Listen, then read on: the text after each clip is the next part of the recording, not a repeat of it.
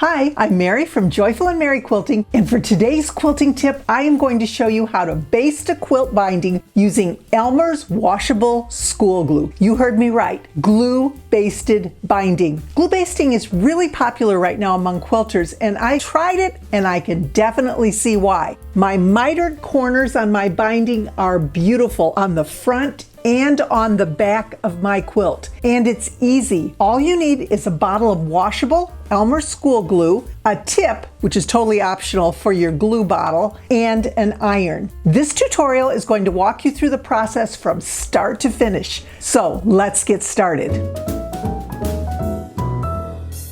Today I'm going to show you how to glue baste the binding on your quilt, and this is so amazing. I have been so pleased with the results. I've tried pretty much everything. I've done my basting just using clips, I've used pins, but when I discovered the glue basting, I have never had a more perfect and accurate binding. So here's the process, and this is what's helped me. First of all, you're going to need Elmer's school glue, not the regular glue. You need the school glue because it's safe, non-toxic, and washable. That's what's so important. Now, some people have said, doesn't it gum up your needle? No, I've not found it to gum up my needle. I'll show you how to apply it so you actually minimize that chance anyway. Then the other issue that others may have is, does it make your binding really stiff? And no, it doesn't make my binding stiff either. Plus, it washes out. So this is just a really great project. We use glue for so many things in quilting, and this is the perfect way to use glue, the Elmer's glue, for our binding projects. So one thing that I do is I like to keep it in my mug upside down so that the glue is always down at the bottom, because when you pick it up you don't want to have to squeeze out those air bubbles all the time. They collect in there. You have to get the air out before the glue starts coming out. So that's how I store it. The next thing that I have discovered, you can just use the glue as is with this tip on it. You just open it up and then you'll glue as needed. But what also works really well is this Crafter's Collection. It's just a little tip that you put on your bottle. It fits right on the Elmer's school glue bottle, and you basically just screw it on.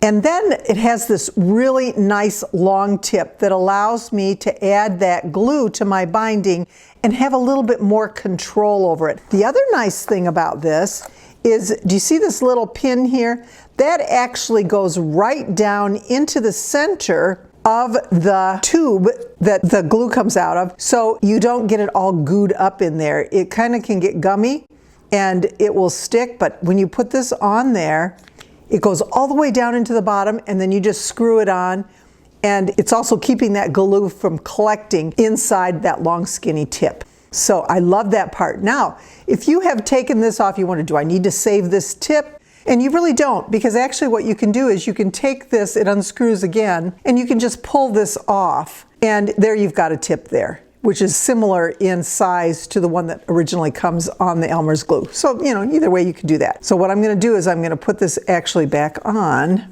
and the top then, this top part also unscrews. So I put this back on, and I'm going to replace the top of my glue with this. And now I am good to go. I'm going to tip it over so that it's in my jar, and I am ready to start basting my binding onto my quilt. We have sewn the binding to the front of our quilt. Some people sew it to the back. I prefer to sew it to the front. I'll show you why in a minute. So we have everything done. Our corners are ready to be mitered, and we are ready to glue baste the binding to the back side of the quilt before we sew. So the first thing we need to do is we're going to turn it to the back side, and I'm going to show you with this corner. It's the same all the way around the quilt. But the mitering part is kind of the satisfying part.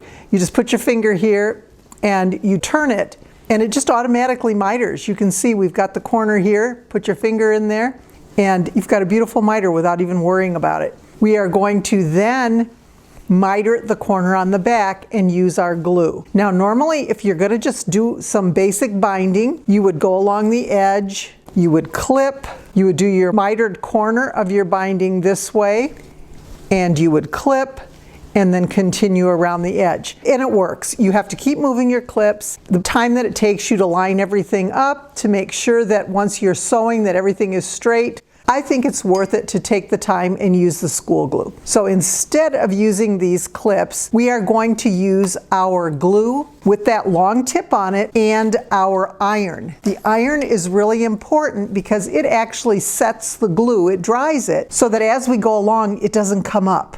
So we have our glue ready to go. We're going to start here and we're going to go around the edge. So the way that I like to do it, I'm going to take my glue, and we want to make sure that we put the glue on the inside of that stitching line. We'll call this the outside, we'll call this the inside because it's closest to the binding. So we want to make sure that as we glue, we're going to glue on that side, the side closest to the raw edge, around. Now the glue stays sticky for a while, so you don't have to rush. There's no need to rush with this. We're going to take the tip off, screws on. We've got that nice control because of that long tip. So I'm going to start, right about here. I'm not going to do the corner yet because I want to pay a little special attention to the corner. But I do want to make sure that my glue is not on this side because it will seep out. So I'm going to take that and I'm going to actually just squeeze. Look at that, a nice thin line right above that stitching line. Then I'm going to fold it over. So where do we fold? How do we know? We want to make sure that this fold of our binding is just on the outside of the stitching line. So the glue is what's going to be our guide there. We can see that stitching line is under. And we don't want it too far this way. We don't want to pull too far because then our binding is going to be too skinny on this side. We want to try and keep it about as even as we can. And then we're going to take our iron and just hold it, 7 or 8 seconds there. It's just enough to dry that glue. And look at that. Isn't that beautiful? Now we're going to go this way. We're still not going to do the corner yet. We're going to go ahead and we are going to put glue along this edge. And once again, you can see there's my stitching line. So I'm going to put it to the inside of the stitching line. I just love this tip. It doesn't, it tends to glop for me when I don't have the tip on, when I'm just using the tip that comes with the glue. And I don't find that to happen with this. Once again, remember, I don't want it way pulled over because I want to make sure that I've got a nice binding on that side, but I want it to be covering the stitching line. And then once again, just hold the iron on that spot. Now I haven't done the area around the corner yet. And there, look, oh, it's so pretty. Now I'm going to go this way, and I am going to put my glue, once again, here and here inside that stitching line. So hopefully you can see that, but I'm just going to go along the edge. You don't want a whole lot because if you have too much, it's going to seep out, like I said. And then we're going to make our miter just like we normally would. We're going to fold our corner, and you want to make sure that the miter points meet right here. We want to make sure that that little miter meets there. We don't want this point way over, and we don't want it anywhere on this side. We want it right there to meet at the corner. And I'm going to take my scissor and make sure that I've got that meeting right there. And then I just put my iron down one more time, hold it down 5, 6, 7 seconds, something like that. And look, we've got that beautiful mitered corner there all ready to be sewn on this side. When we sew, we are going to be sewing on the right side. And I do that because it's going to actually catch.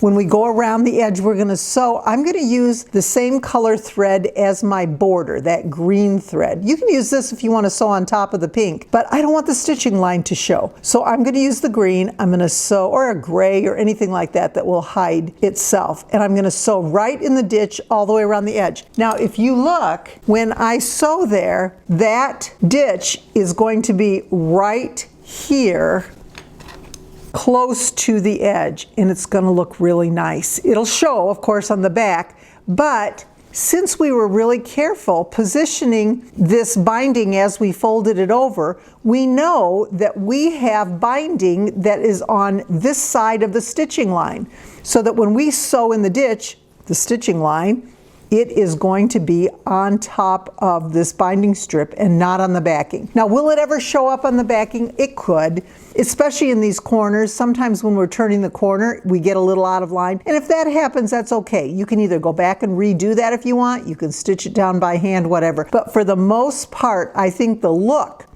on the back and on the front with this type of glue basting is just amazing. And there we have a glue basted binding attached to our quilt. It was stitched in the ditch right along here all the way around. You cannot see it.